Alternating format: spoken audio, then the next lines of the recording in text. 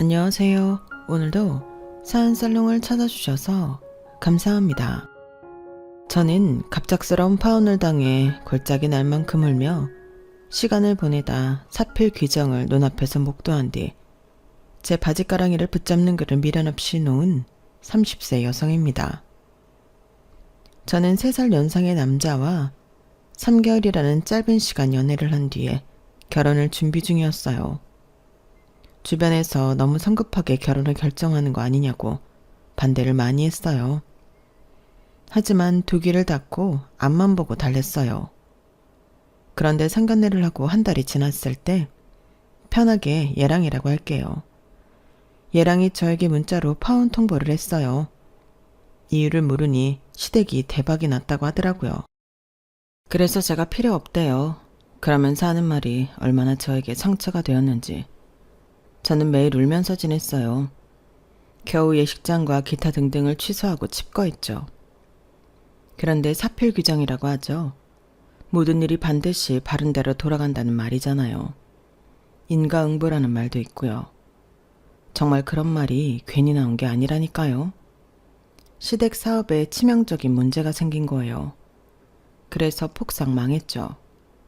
그리고 예랑이 저를 찾아왔는데 왜 찾아왔는지, 그래서 제가 어떻게 했는지 궁금하시죠? 지금 시작할게요. 저는 유능한 경찰의 이녀 중 맏딸로 태어났어요. 저희 친가는 법률계 사람들이 많은데요. 저희 할아버지가 국가수사본부장까지 하셨고 큰아버지가 경찰청에 계시고 막내 부모가 겸사세요.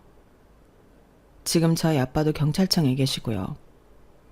그래서 저희 가족은 어릴 때부터 불의를 참지 말고 정직할 것을 교육받았어요. 그리고 아무래도 각 지역의 사건 사고를 다루는 직업이다 보니 안전에 늘 유의하라는 말을 들었죠. 더군다나 아빠는 딸만 둘이어서 저희 자매를 제약하고 간섭하는 것도 없지 않았어요. 특히 성적이 떨어지는 것보다 규칙을 어겨서 벌점을 받아오는 것에 더 혼이 났죠. 아빠는 영재보다 누구에게나 모범이 될 수 있는 사람이 되라고 누누이 말씀하셨어요. 여기까지 들으시면 저희 가족 분위기가 좀 삭막할 거라고 예상하실 수도 있겠어요. 하지만 저희 가족은 화목하고 단란했어요. 저희 아빠가 경찰청에서는 무섭다고 소문이 나 있지만 지인들 사이에선 완전히 딸바보의 애처가로 유명해요. 물론 숨길 수 없는 카리스마 때문에 다들 믿지 않지만 고등학생 때까지 아빠가 출근하면 포옹을 했는걸요. 퇴근을 할 때도 늘 문 앞에 마중을 나와 포옹을 해드렸죠. 사춘기가 심했을 땐 가끔 아빠에게 인사만 할 때도 있었어요. 그러면 아빠는 눈에 띄게 서운해했어요. 그리고 저희 아빠가 가장 좋아하는 시간은 내 가족이 함께 모여 저녁을 먹는 시간이에요. 저희 가족은 저녁을 먹는 시간이 다른 집보다 긴데요. 1시간 정도 먹는 것 같아요. 서로 오늘 있었던 일들을 희노애락과 함께 털어놓곤 했죠. 그리고 아빠는 한 달에 한 번은 꼭 여행을 가기 위해 노력했어요. 추억을 많이 만들고 싶어 하셨죠. 이번에는 저희 엄마 이야기를 잠깐 할게요. 저희 엄마는 중학교 음악교사로 재직 중이시고 교육을 업으로 삼고 있기 때문에 저희를 당신의 교육 철학에 맞게 올바르게 키우려고 노력했어요. 그러면서도 저희가 자유롭게 크도록 옆에서 도와주었죠. 한 번도 저희에게 화를 내신 적이 없어요. 따끔한 충고는 했지만 질책을 하거나 언성을 높이거나 하지 않았어요. 그리고 학교에서 가르치는 것처럼 공정하고 공평하게 저희를 키우셨죠. 그래서 엄마한테 혼날 땐 억울한 것도 없었어요. 그리고 저희 부모님은 저와 여동생에게 지원을 아끼지 않았어요. 안정적으로 경제활동을 하는 부모님 덕분에 저와 제 여동생은 어렸을 때부터 가지고 싶은 게 별로 없었어요. 이미 다 가지고 있었거든요. 어디를 가든 부러움의 대상이었어요. 최신 기계나 신상, 유행하는 것과 유행할 것 모두 가지고 있었어요.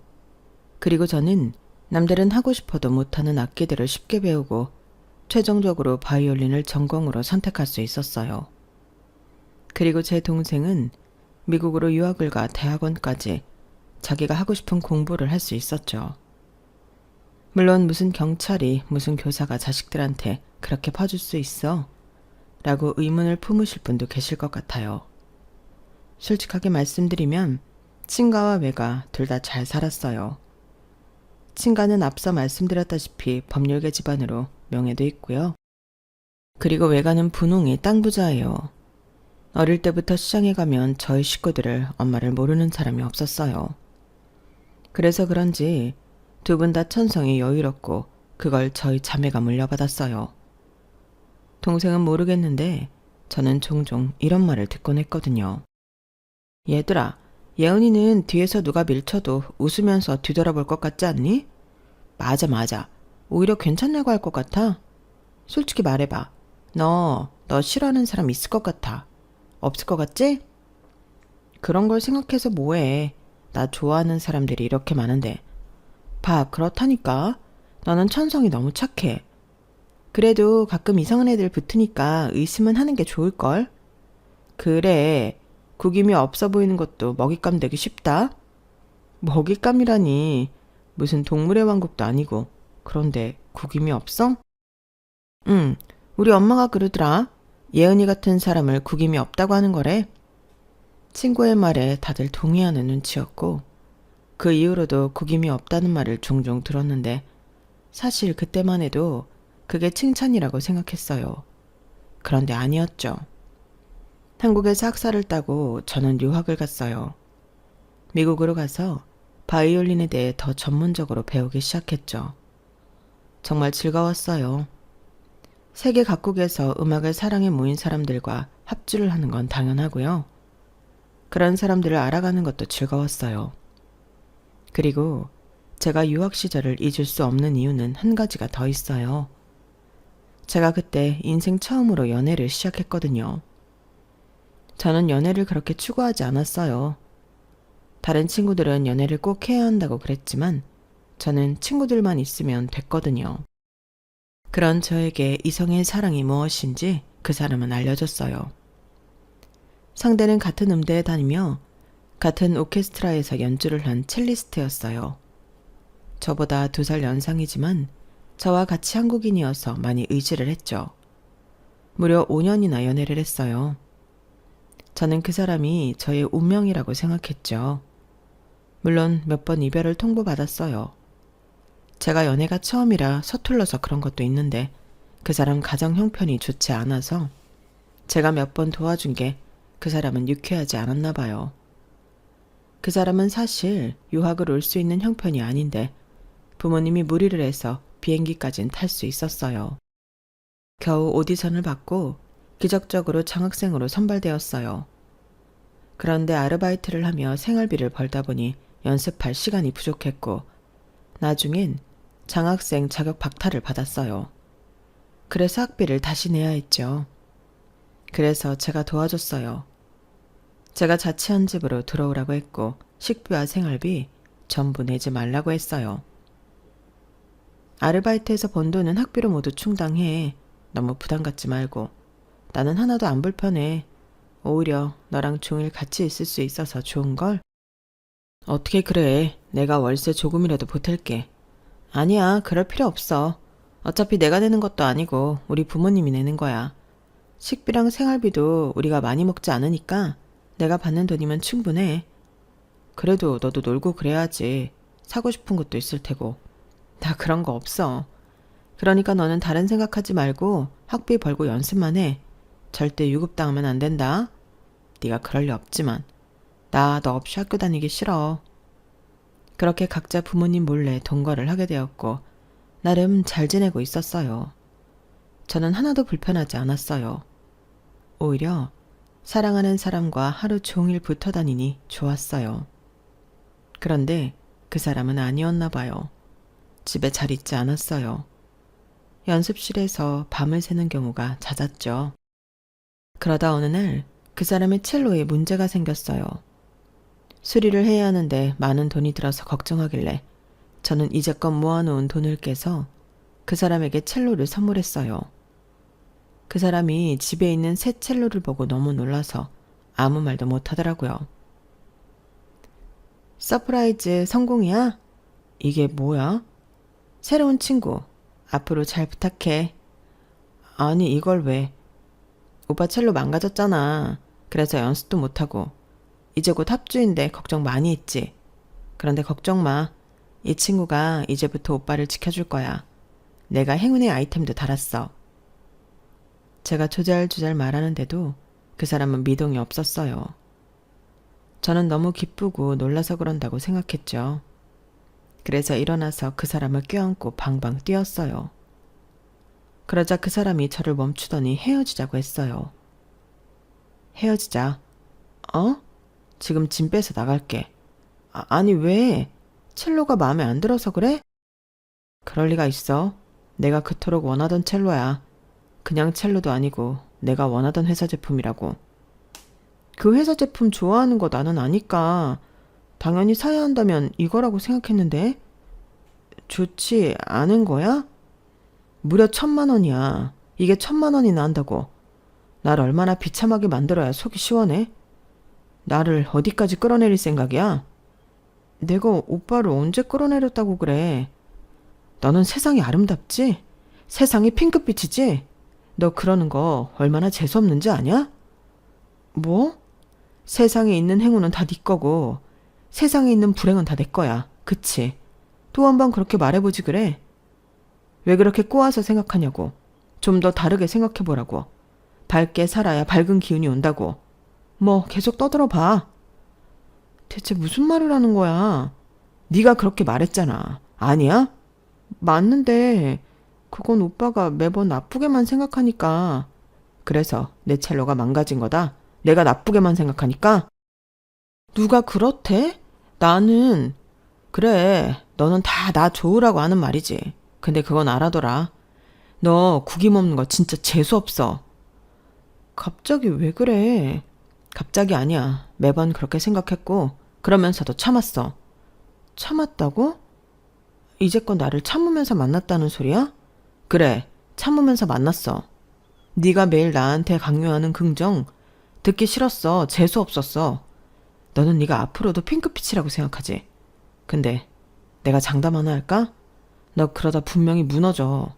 너 같은 것들이 무너지면 답도 없어. 그냥 쓰나미에 휩쓸려 가는 거야. 그렇게 말한 뒤에 그 사람은 정말 짐을 챙겨서 나갔고 저는 이후 박사 졸업까지 1년이 남았지만 그 사람을 마주치는 것이 힘들어 한국으로 돌아왔어요.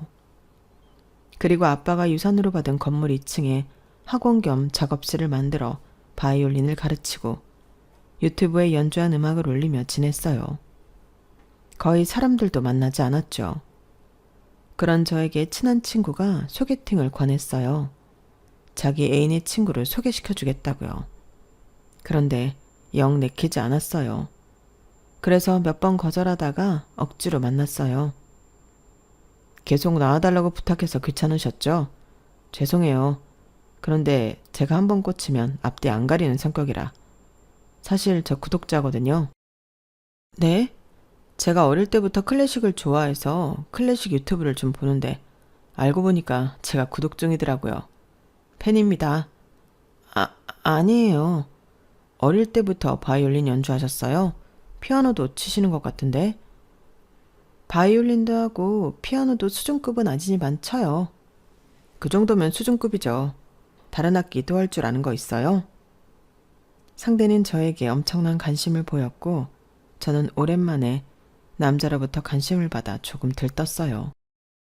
그래서 제 원래 컨디션으로 돌아왔죠. 이렇게 말씀이 많은 분인 줄 몰랐네요. 편해지셔서 다행이에요. 원래 이래요. 최근에 일이 있어서 조금 감추는 중이에요. 무슨 일이요? 아니, 여쭤보는 건 실례죠? 아니에요. 이런 말씀드리기 뭐하지만 제가 5년을 만난 애인한테 최근에 차였거든요. 그러셨구나. 그런데 그런 말을 하더라고요. 구김살 없는 모습이 재수없다고요. 제가 한긍정하거든요. 그래서 조금 주눅 들어있는 거예요? 그 사람 참 나쁘고 속도 좁은 사람이네요. 네? 구김살 없는 거, 사람이 구김이 없는 게 죄다 주름투성이인 세상을 살아가는데 얼마나 희귀하고 대단해요. 구김 없단 소리 많이 들어요. 저는 오히려 좋은 것 같은데요. 구김 없는 사람이 곁에 있으면 저도 긍정적으로 생각하게 되고, 그리고 저도 그런 말 좋아해요. 생각하는 대로 되고 웃으면 복이 온다는 말 같은 거요.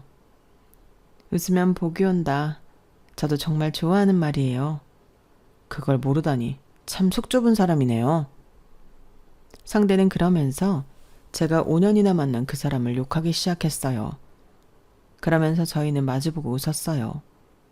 첫 만남부터 좋았어요. 저희는 그 다음번 만남부터 연애를 시작해서 3개월 만에 결혼 이야기를 했어요. 그리고 프로포즈 없이 합의하에 결혼을 준비하기 시작했죠. 물론 앞서 말씀드렸듯이 친구들, 심지어 소개를 받아보라고 말한 친구까지 말렸어요. 아니 예은아, 아무리 그래도 어떻게 만난 지 3개월 만에 결혼을 해. 신중하게 결정한 건 맞아? 다시 생각해봐. 너는 네가 소개해줬으면서 너무 무책임한 거 아니야? 좋은 사람이라며. 진국인 사람이라서 소개시켜주는 거라며. 나는 네가 내 결혼 소식 듣고 좋아할 줄 알았는데.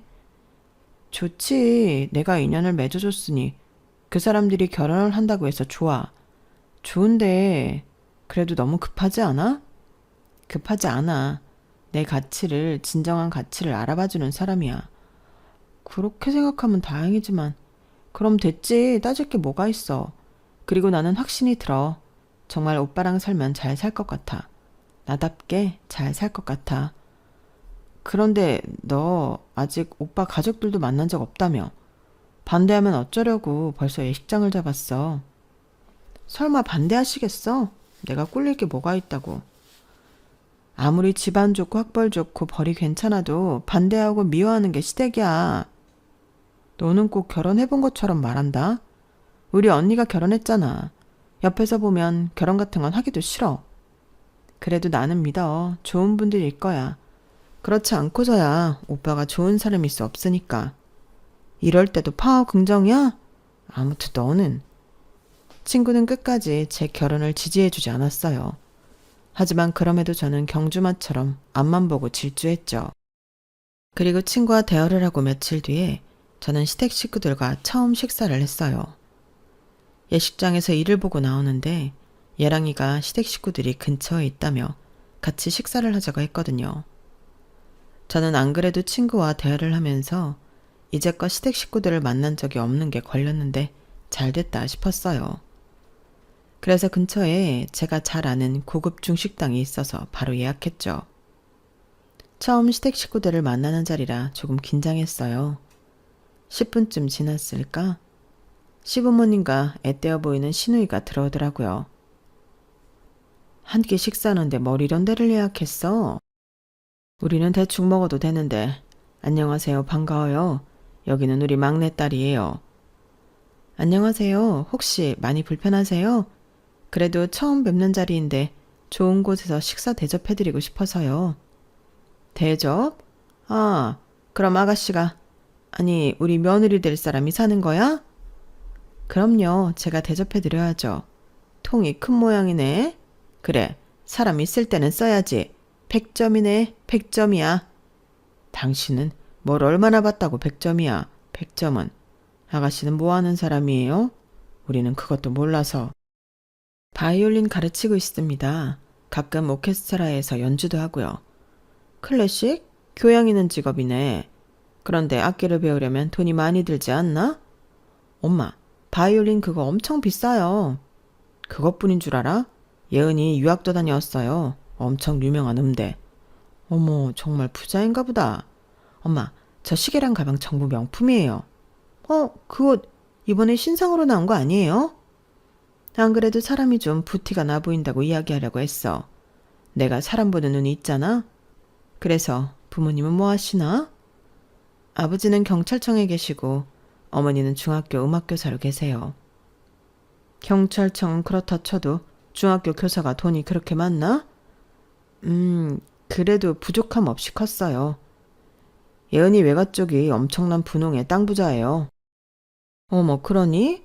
너는 어디서 이런 보물 같은 여자를 찾았어? 복도 많다. 언니, 저 그 가방 한번 봐도 돼요? 어허, 지금 뭐 하는 거야? 교양없게. 우리가 뭐 거지 새끼도 아니고. 그래, 그렇게 말하고 행동해야겠어. 아버지는 갑자기 분위기 흐리게 왜 그러세요? 아가씨, 아니, 이제 며느리 될 사람이니 새아가라고 부를게요. 새아가야, 아까 사돈이 경찰청에 교사라고 했지? 하지만 그래봤자 공무원 아니냐? 공무원은 나라의 개야, 개. 자애라고는 티끌도 없지. 새아가 너는 가장 가치 있는 일이 뭐라고 생각하냐? 나는 말이다. 나를 성장시킬 수 있는 일이 가장 가치 있는 일이라고 생각한다. 그리고 가장 나를 성장시킬 수 있는 일은 사업이야. 우리 아들이 말했는지 모르겠지만 나 사장이다. 내가 CEO라고. 아무리 너희 부모님이 경찰청의 높은 직급이고 교사라고 나만큼 벌까. 아까 들어올 때 봤는지 모르겠지만 나 벤츠 타고 다닌다. 집도 2층짜리 전원주택이지. 아까 외갓댁이 분홍의 땅 부자라고? 우리도 땅이 있다. 세도 주고 있어. 못 믿겠으면 서류 떼 와서 보여주마. 지금 얼굴 보니까 믿지 못하는 모양인데 정말 원래 부자는 겉으로 티가 안 나는 법이야. 왜냐하면 부자라는 걸 티내기 위해 명품을 사고 몸에 두르고 다니진 않으니까. 나도 개인적으로 그런 건 사치라고 생각해. 그러니까 돈이 없어서 돈이 모자라서 그러는 게 아니야. 우리는 검소한 거다. 검소하면 좋죠. 현명하시네요. 그래서 우리 승준 씨도 검소하고 알뜰한가 봐요. 그리고 저도 아까 들어오시기 전에 아버님 차 봤어요. 좋은 차던데요. 아버님이랑 잘 어울리세요. 그렇지? 내가 사람들 만나는 일이 잦아서 차는 좋은 걸 해야겠더라고. 영업하시는 거예요? 영업이라기보다는 내가 원래 여행사를 했거든. 그래서 세계 각국의 좋은 상품들을 잘 알고 있어. 건강식품뿐만 아니라 미용상품, 생활용품까지 섭렵하고 있지. 여행사를 하셨구나. 그래, 13년 정도 했는데 내가 누구 밑에 있는 성격이 아니야. 엄청 진취적이고 사람을 이끄는 힘이 있거든. 그래서 철저하게 계산해서 모든 걸 다 준비한 끝에 사업을 시작했어. 나를 따라서 온 여행사 직원들도 많았지. 지금도 같이 하고 있고. 그리고 보란듯이 성공했어. 내 생각이 맞았던 거야. 좋은 물건을, 그것도 구하기 어려운 외국 물건을 합리적인 가격에 파는데 성공하지 못할 이유가 없지. 우리 회사 모토가 뭔 줄 알아? 굿서클이야. 좋은 물건을 합리적인 가격에 팔고 산 사람들이 주변에 알리고 또 알리고. 우리 회사에 단골이 얼마나 많다고. 물론 신고 고객도 많지만. 그런 운영 철학도 있고 정말 멋진데요. 그런데 직원도 많을 것 같은데 직접 영업하시는 거예요? 원래 사장이 더 움직여야 하는 거야. 그래야 직원들도 더 열심히 하지. 정말 멋있으시네요. 그런데 아까 학원 운영하고 있다고 했지? 그것도 어떻게 보면 사업인데 학생 수가 어떻게 되나? 그렇게 많진 않아요. 학원도 그렇게 크지 않고요. 더 키워야지. 나이도 젊은데 패기가 없네. 그래도 아버지, 예은이가 어디서 학원 하는 줄 아세요? 우리 지역에서 제일 비싼 동네에서 해요. 그런데 그 건물이 장인어른 건물이에요. 거기 엄청 비싸던데? 건물이 몇 층짜린데? 한 5층 되나? 그럼 값이 꽤 나가겠네. 그 건물이 위치도 좋아서 들어가겠다는 사람이 엄청 많대요. 그런데 장인어른이 예은이를 위해서 2층 한 칸 준 거예요. 그것도 2층에서 제일 넓은 칸으로요. 어머, 딸을 끔찍이 생각하시네. 아가씨 외동이야? 외동은 아니고 맞이예요. 어머, 그래도 맞이가 좋지. 우리 아들 아주 땡 잡았네. 그럼 결혼 허락하시는 거죠? 그럼 찬성 안 할 게 뭐가 있니? 엄마는 찬성이다. 아버지는요? 너희들이 좋다는데 뭐. 아무튼 새아가 너는 사업을 더 키워라. 사업은 그런 마음가짐으로 해서는 안 돼. 욕심을 가져야지. 그리고 다음 날은 예랑이가 요구해서 저희 집 식구들을 만났어요. 저희 집은 갑작스러운 결혼 소식에 당황했지만 제가 원하기 때문에 허락하셨어요. 그렇게 저희 커플은 더 적극적으로 결혼 준비를 했죠. 그런데 예랑이 저에게 진지하게 할 말이 있다고 했어요. 진지하게 할 말이 있어. 나 곧 퇴직할 거야. 그만두고 아버지 회사에 도움이 되고 싶어. 뭐? 아니, 그럼 우리 둘 다 사업을 하는 건데 그래도 회사에 있는 게 낫지 않겠어? 누가 하나라도 안정적으로 벌어야 하잖아. 혹시 회사에서 무슨 일 있는 거 아니지? 그런 거 없어. 나 일 잘해. 다른 증권사에서 스카우트 제의도 들어온다고. 다만 난 도전하고 싶은 거야. 그리고 공무원이 아닌 이상 평생 안정적인 건 없어. 회사가 망하면 끝이라고. 오빠 회사가 망할 리 없잖아. 잘 나가는 증권사인데. 반대하는 거야? 둘 다 불안정한 수입이면 불안할 수밖에 없잖아. 네가 왜 불안정해? 적어도 너는 장인어른 건물에 있잖아. 세도 안 내고 관리비도 안 내고 학원 등록하는 사람들도 늘고 있다며. 나는 이제 새로운 사업을 할 거라 당장 수입은 보장하지 못하지만 그래도 나는 네가 있어서 도전할 수 있을 것 같은데 그러다가 안 되면? 어라? 긍정파워 예언이가 어디 갔지? 나는 네가 그런 사람이라서 결혼까지 생각하는 건데. 그리고 영 불안하면 장인 어른한테 건물을 미리 달라고 해. 건물을 달라고 하라고? 어차피 너한테 줄 거 아니야? 네가 맞으잖아. 왜? 아니래? 처제 준대? 아니면 나눠서 준대? 우리 아빠 아직 살아계시는데 무슨 그런 얘기를 해. 그런 이야기는 미리 할수록 좋아.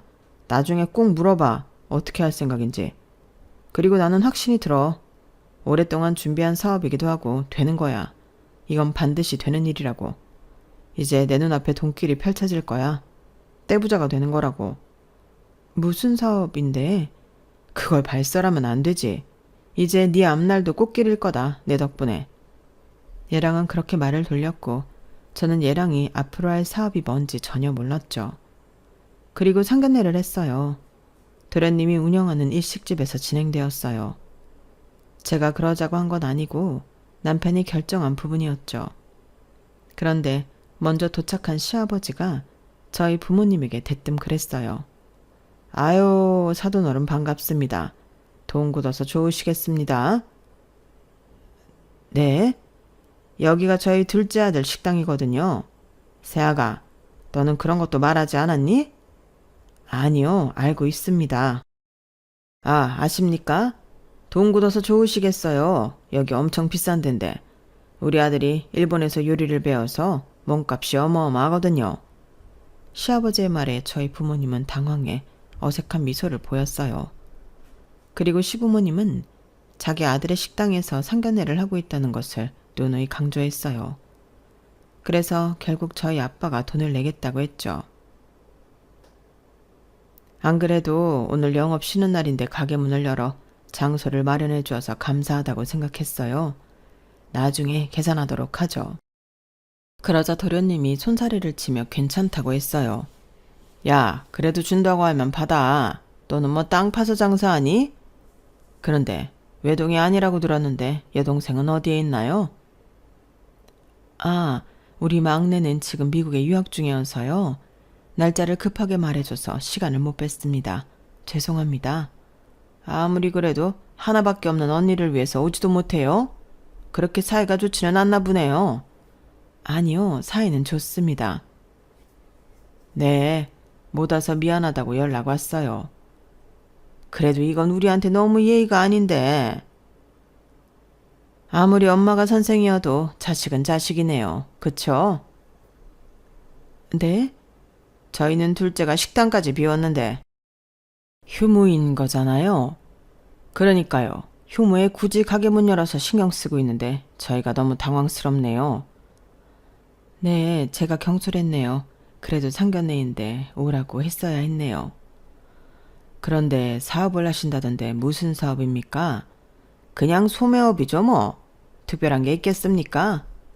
아빠, 좋은 상품을 중간 단계 없이 합리적인 가격으로 파신대요. 전에 여행업을 하셔서 세계 각국의 좋은 상품을 많이 아세요. 건강식품부터 미용, 생활용품까지 안 파시는 게 없대요.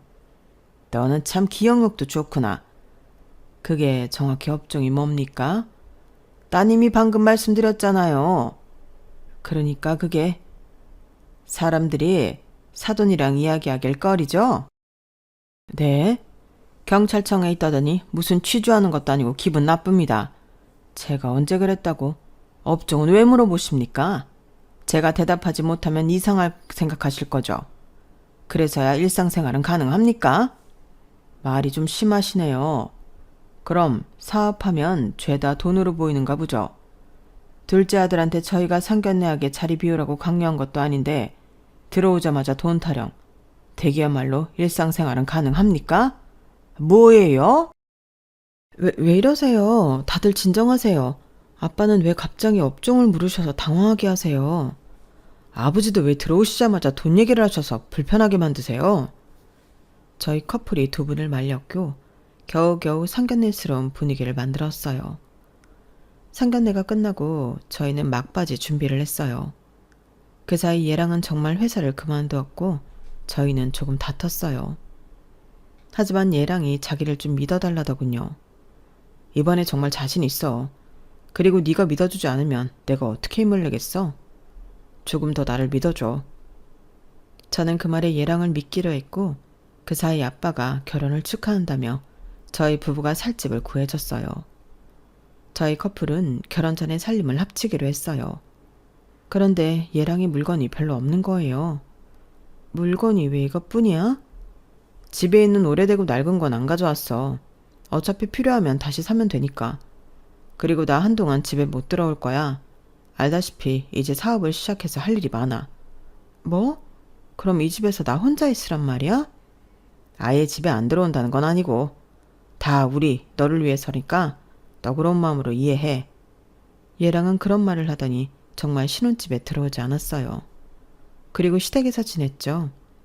예비 시어머니가 어느 날 저에게 그러더라고요.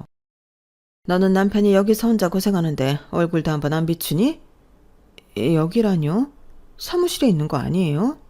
우리 집에 있는데 무슨 소리니? 그리고 이제까지 사무실에 있는 줄 알았으면 더 자주 사무실에 가봤어야지. 내가 사무실에 있는 동안 한 번도 네 얼굴 못 봤다. 우리 아들이 지금 뭐 때문에 누구 때문에 이렇게 고생하는데 너는 도와주지도 못할 망정 아주 남처럼 대하는구나. 어머님 그런 게 아니라 이래서 내가 공주처럼 큰애는 싫다고 한 건데 내가 어디서부터 어디까지 가르쳐야 하는 거니? 죄송해요.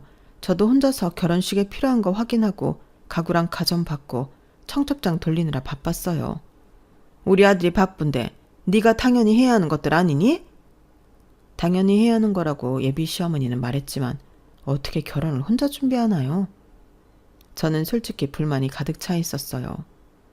얘랑은 겨우 턱시도만 맞추고 결혼 준비를 전혀 도와주지 않았거든요. 저는 얘랑이 미워서 시어머니의 말에도 시댁을 한 번도 찾아가지 않았어요. 그리고 얘랑에게서 문자가 왔어요. 결혼을 하지 말자는 문자였어요. 저는 그 문자를 받고 곧바로 얘랑에게 전화를 했어요. 오빠, 이게 무슨 말이야? 말 그대로야. 결혼하지 말자. 뭐? 왜?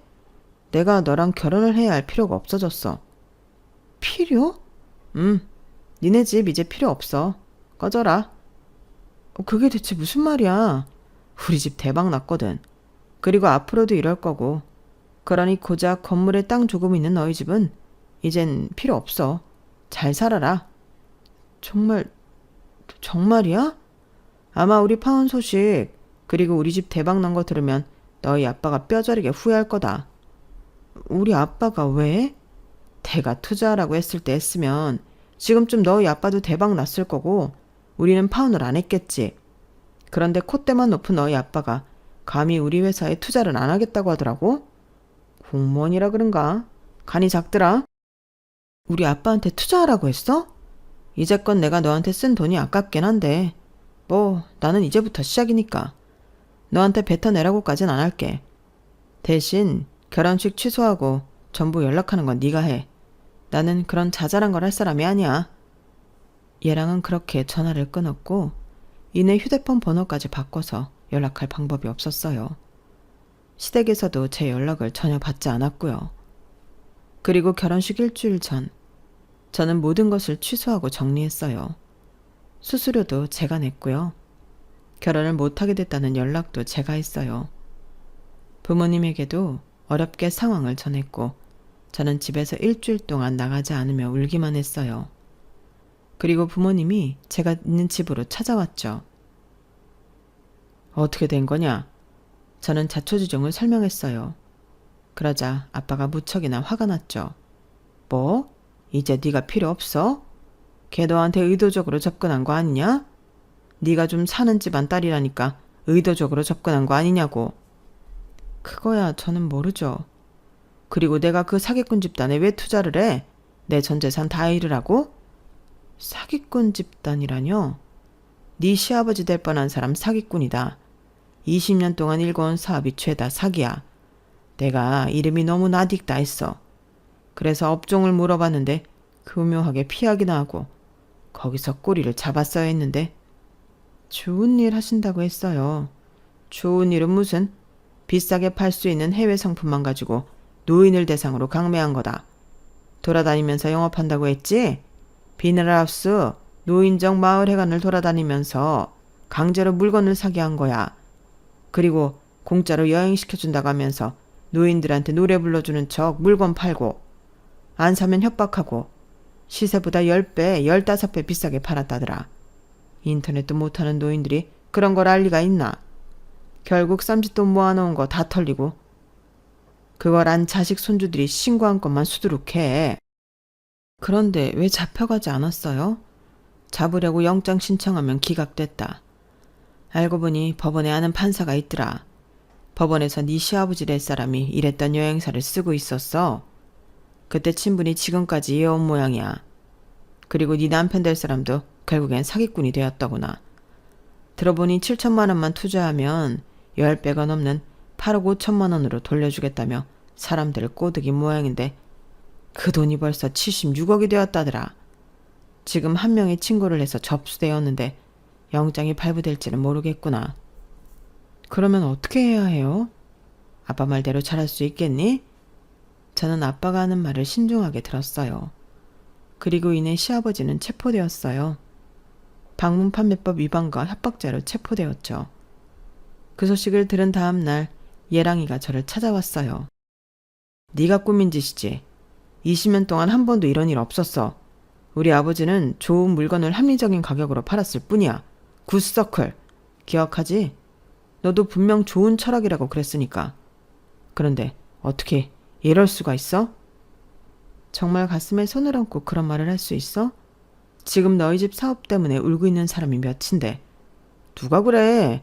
그리고 설령 그런 사람이 있다고 한들 네가 우는 것도 아닌데 무슨 상관이야? 네가 너희 집이 그런 식으로 생각해서 이런 일을 벌인 거구나. 정말 사람이 어떻게 그렇게 지독하니? 그래, 네가 실컷 떠들어봐. 어차피 우리 아버지는 무혐의야.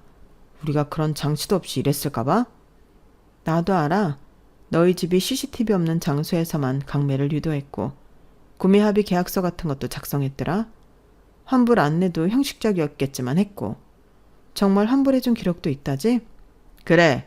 그러니까 우리 아버지는 무혐의야. 그런데 경찰분들이 그 이야기는 안 해줬니? 피해자들 다수가 진술서를 작성했다고? 뭐? 내가 그런 말을 믿을 것 같아? 그래, 믿지 못하겠지. 애초에 너랑 네 아버지가 진술서는 생각도 못하는 노인분들한테만 강매를 했으니까. 하지만 사실이야. 그 노인분들의 자식 손주들이 발벗고 나섰고 자식이나 손주 없는 분들에게도 정보를 줘서 많은 분들이 진술서를 작성했어. 그리고 구매합의 계약서에 있는 가격이랑 원가가 너무 다르더라. 뭐가 달라? 네가 봤어? 우리는 합리적인 가격에 물건을 팔아왔어. 합리적인 가격이라는 게 10배는 올려서 받는 거야? 나는 몰랐네. 내가 사업을 몰라서 그런가? 그리고 상품 설명비, 시음비 이런 말도 안 되는 수수료까지 포함되어 있더라. 그건 어떻게 설명할 건데? 네가 그걸 어떻게 알아? 아주 우리를 작정하고 물먹이겠다 이거지? 그래, 우리도 변호사 선임할 거야. 아주 유능한 사람으로. 네가 과연 그럴 시간이 있을까? 너도 곧 체포될 텐데. 내가 왜? 이건 아버지 사업이지 나랑은 관계없어. 나는 한 번도 판매한 적 없다고. 내가 너희 아버지 사무실 간 거 알지? 알지? 내가 결혼 못하겠다고 하니 찾아와서 따졌잖아. 너는 여자가 지조도 없니? 차이면 겸허히 받아들여야지 왜 찾아와? 자존심도 없어? 내가 과연 따지려고 갔을까? 이미 결혼식도 취소하고 손해도 내가 다 보고 결혼식 안 한다고 주변 사람들에게 알린 뒤였는데 나 치조 있어? 자존심도 있고. 대체 무슨 소리라는 거야? 내가 찾아간 건 너희 아버지가 강매를 하고 있다는 결정적 증거를 찾기 위해서였어. 그리고 생각보다 어렵지 않게 찾았지. 무슨 자신감인지 서랍장을 잠가놓지도 않았더라. 그래서 너희 아버지가 어떻게 물건을 팔았는지 알게 됐지. 너희 아버지 진짜 대단한 사람이더라. 원가보다 10배 비싸게 판 것도 모자라 관세도 내지 않았고 저렴하게 해주겠다는 달콤한 말을 하면서 물건값을 모두 현금으로 받았다지? 현금 영수증도 안 해주고 말이야. 그거 다 탈세인 거 알고 있니? 그리고 내가 네 자리에서 전화를 한 통 받았는데 말이야. 내 자리에서 전화를 받았다고? 더 투자할 것 같은데 얼마나 받을 거냐고 묻더라. 그러면서 막 웃더라고. 사람들이 바보 같대. 어떻게 7천만 원을 8억 5천으로 만들어준다는 소리를 믿냐고. 그리고 네 서랍을 뒤지니까 네 사업 계획서가 나오더라. 아, 사업이 아니라 사기지? 너 그거 엄연히 범죄야. 네가 저지른 범죄를 내가 세상에 알리는 건데 그게 어떻게 범죄야. 정이지. 이제까지 돈 쉽게 벌어서 좋았지? 돈은 쉽게 버는 게 아니야. 다들 피땀 흘려 버는데 미안하지도 않니? 네가 그런 말을 하니까 우습다. 누구보다 쉽게 돈을 벌고 쓴 애가 아니야? 돈 많은 부모 만나 어릴 때부터 쉽게 얻고 쉽게 쓰고 쉽게 버리고 그런 여자한테 이런 소리 듣고 싶진 않은데? 그건 네가 나를 몰라서 하는 소리야. 나도 사회에 나오면서 어렵게 벌었어. 그런 애가 아버지 빌딩에서 학원을 해? 우습다. 아무리 그렇게 말해도 소용없어. 난 적어도 남이 피땀 흘려 번 돈 쉽게 얻으려고 하지 않았어. 나는 너랑 달라. 좀 여유로웠을 뿐이라고. 쉽게 생각하지 마. 그래봤자 너는 공주님이야. 공주님 주제에 피땀 흘려 본 돈? 우습다 우스워. 그래도 난 사기는 안 쳐. 그리고 네가 지금 날 우스워할 시간이 있어? 그래, 지금을 즐겨. 너 곧 잡혀갈 거니까. 제가 그렇게 말하자 얘랑은 갑자기 표정이 변했어요. 그리고 저를 폭행하려고 했죠. 그래서 저는 경찰을 불렀어요. 경찰이 출동했고 그 길로 얘랑은 경찰서에서 나오지 못했어요. 사기 혐의가 더해져 재판을 받게 되었죠. 그리고 비슷한 시점에 시아버지도 재판을 받았어요. 재판 결과는 두 사람 모두 징역이었어요. 시아버지는 징역 7년, 얘랑은 징역 3년을 선고받았어요. 두 사람 다 항소를 하겠다고 난리였어요. 피해자들이 모두 재판장에 있는데 말이에요. 아빠가 정말 양심도 없는 사람들이라며 욕을 했고 피해자들도 고래고래 소리를 지르며 욕을 했어요. 그리고 결국 두 사람 모두 항소를 하지 않았어요. 피해자들의 울분을 들으니 못한 것일지도 모르죠. 저는 그 사람들이 적어도 그 정도의 양심은 있길 바라요. 그것도 아니면 어쨌거나 그 사람을 평생의 반려자로 선택한 제가 너무 초라해지니까요. 얘랑이 감옥에 갔다는 소식이 제 주변에 퍼진 뒤에 저에게 많은 위로의 연락이 왔어요. 결혼을 하지 않길 잘했다는 연락이 대부분이었어요. 맞아요. 그런 남자와 결혼을 안 한 게 천만 다행이죠. 하지만 알 수 없이 저는 찜찜했어요. 얘랑이 한 말들이 마음에 걸렸거든요. 돈을 쉽게 얻고 쓴다는 둥, 공주라는 둥. 저를 열받게 하려고 했던 말이라는 걸 알지만 그 말이 자꾸 제 가슴을 찔렀어요. 그래서 저는 아빠 건물에서 운영한 학원을 폐업했어요. 그리고 지금 오케스트라 오디션을 보러 다니는 중이에요. 오케스트라에 붙으면 집에서도 독립할 생각이에요. 부모님이 걱정하면서 말렸지만 지금이 아니면 독립할 수 없을 것 같더라고요. 물론 제가 사기를 치던 예비 시아버지 예랑과 동급이라고 생각하는 건 아니에요. 하지만 예랑이의 말처럼 제가 남들보다 넉넉한 집안에서 돈이든 뭐든 쉽게 얻을 수 있었던 건 맞으니까요. 그래서 쉽게가 아닌 어렵지만 제 손으로 갈아보려고요. 그러다 보면 좋은 인연도 만나게 되지 않을까요? 여기까지가 제 사연입니다. 이야기 들어주셔서 너무 감사드리고요. 여러분들도 건강하시고 많이 행복하세요.